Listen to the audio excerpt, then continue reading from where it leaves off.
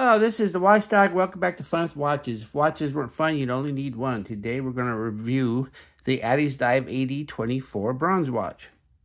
Let's start with the wrist check. I'm going to the Wind-Up Watch Fair today, so I'm wearing my Tag Heuer Aqua Racer. That's my most prestigious watch, I would say. And Grego's wearing my Thorn SHY 036. Grego asked Ben Solo if he completed his quest for the Holly Trail and was able to make the Knights Who Say Ren a nice shrubbery. Ben said that when he gave them the shrubbery, they demanded another shrubbery. Another shrubbery? He said he gave them one made of poison ivy, and now they're the Knights Who Say Itchy Itchy Zoom Bang Calmine Lotion. Alright, let's take a look at the watch. It's an ADDIESDIVE, so it comes in one of these plastic cases. I love these cases. They're so nice. They protect the watch, and they stack nice in the shelves. Really like them. And here is the watch. Isn't that a nice looking watch? Yes, I know it looks like an Explorer, but you don't get a bronze Explorer, but you do get a bronze ADDIESDIVE if you want one. I've had quite a few ADDIESDIVE watches on my channel, but only my third bronze watch. A few years back when I started my channel, bronze watches seemed to be all the rage, but the trend has seemed to die down, although bronze watches haven't completely disappeared. The problem with bronze is twofold. Direct contact with bronze can make the skin turn green, which is why bronze watches usually don't have bronze bracelets. Tudor made a bronze Black Bay 58 with a bronze bracelet that didn't turn you green, but that's Tudor, and the watch costs thousands of dollars. The other issue with bronze is that it patinas, and after a while your shiny new watch won't look so shiny. Some people see that as a positive, as it gives a newer watch a vintage look. ADDIESDIVE left a note in the box warning the uninformed that this is a dirty watch. They probably should have chose a better word than dirty. This watch comes in one colorway, bronze case with a black dial. There is only one strap option, but it is a very nice strap and looks perfect on this watch. The watch is 36 millimeters at the bezel, 45.8 millimeters lug to lug, and it's only 11.4 millimeters thick, including the dome box crystal. So this is really thin for an automatic. 19 millimeter lug width. Yes, you heard that right, 19. I don't know why they didn't do 20 or 18, but they did 19. And it weighs 64 grams on the supplied leather strap. The bezel is a brushed bronze. Nothing special about it. It does the job. It's a good looking bezel. Then we have the dial. The dial is a flat black, no sunburst effect. We have the ADDIESDIVE name and logo printed on top. And then it says automatic 100 meters on the bottom, also printed in white. And then we also have white minute markers. Then the hands and the indices, though, are a patina color, or fauxtina color, I should say. And we have the upside down triangle at the 12, 3, 6, and 9 at the majors, and batons everywhere else. And this looks a lot like a Rolex Explorer, which is the point. And then we have the fence post minute hand, Mercedes hour hand, and lollipop second hand. But a pretty simple Explorer style layout, and it looks nice. Then we have a signed screw down crown. The crown is a little small. It unscrews pretty easily and pops, but when you go to screw it back in, sometimes it's weird because you're winding it when you screw down, and a PT5000 has a lot of resistance when you wind, so you feel that winding resistance when you screw down, so it doesn't give you the most confident feel, but I'm pretty sure it's only because of the movement. Then we have a domed sapphire box crystal, and it's very nice. I think it has AR coating because I don't see a lot of reflection. And it is sapphire because I tested it. And then we have the case. The case is great. It's nice and small. We have polished sides, brushed tops, brushed bottoms, and it's solid bronze. And yeah, it's just a nice case.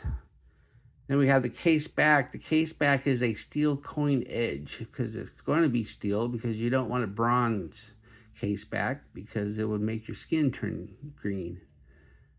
And it's a coin edge, and you're going to need a 29.5 millimeter case opener to open it.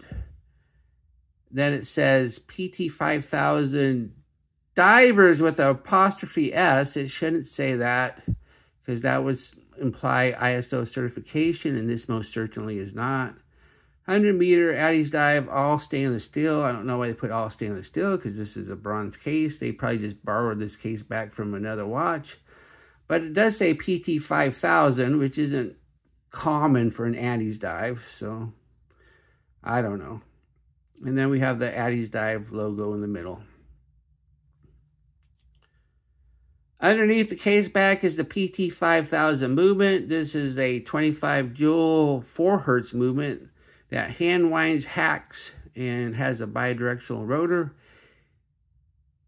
And this is basically a Chinese-made clone of the ADDIE-2824. The ADDIE-2824 is a legend in the watch industry. It is a true workhorse movement that is fairly affordable, but very accurate and very thin, which is one of the reasons why this case is so thin. So let's go ahead and put it on the time grapher and let's see how it's doing. Here's the watch on the time grapher. As you can see, we're running 9 seconds fast. 9 seconds isn't horrible. It's not great, but not horrible. At least it's fast and not slow. Tons of amplitude, no beat error, a nice smooth line. So yeah, I'm happy with it. Then the strap is genuine leather and it has really nice stitching at the ends here. And look at the top of the strap. It looks really nice. It has a really good grain to it. This looks like a very high quality strap. But if you look at the bottom though, the bottom's not smooth. It's kind of rough there. So, but that's fine. It still is a good quality leather, you can tell. Then you have 2 keepers, one fixed, one floating. Then you have nice stitch too at the buckle. No quick release though. Plus 19mm lug width means you probably don't own any other 19mm straps if you do want to change it. Then we have the buckle. The buckle is bronze too, and it matches the case nicely.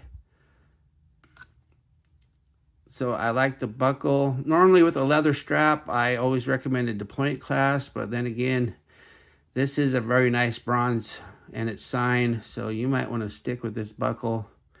Because I have a feeling this good quality leather is going to last a while anyway. And if you do want a deployment clasp, you'll need a 18mm. But be sure, I guess you could find a steel one that looks like this if you don't want to get bronze. Because once again, you really don't want bronze touching your skin if you don't have to. And a deployment clasp would touch your skin.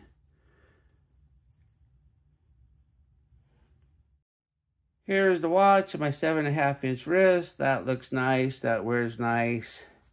Once again, it's a nice and thin watch, considering it's an automatic. I have 3 notches left, so 8 1/4 is about the best you can do. Otherwise, you'll need a bigger strap. I guess you could poke one more hole in it if you had to. Then I have 4 notches going in, so 6.5. Before you have to poke holes in the other direction. And once again, this is a 19mm strap. So if you do need a bigger strap, you'll need a 19mm. But try to get an 18mm at the end so you can put this buckle on it.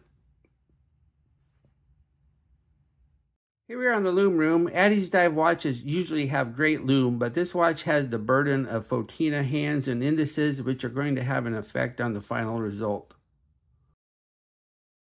As we split the time, we see the green glow is C3 and everything starts out pretty good. But as time goes by, it looks like the hands are fading faster than the indices, where it should be the other way around.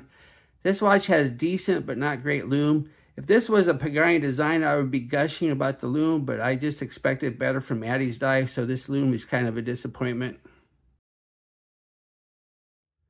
What do I like about this watch? Well, it has a PT5000 4 hertz movement, high quality leather strap, and a super thin bronze case that wears nice. What are my gripes and groans? The loom is a disappointment for Addie's Dive. It wouldn't be a disappointment on other brands, but for Addie's Dive, I expect better.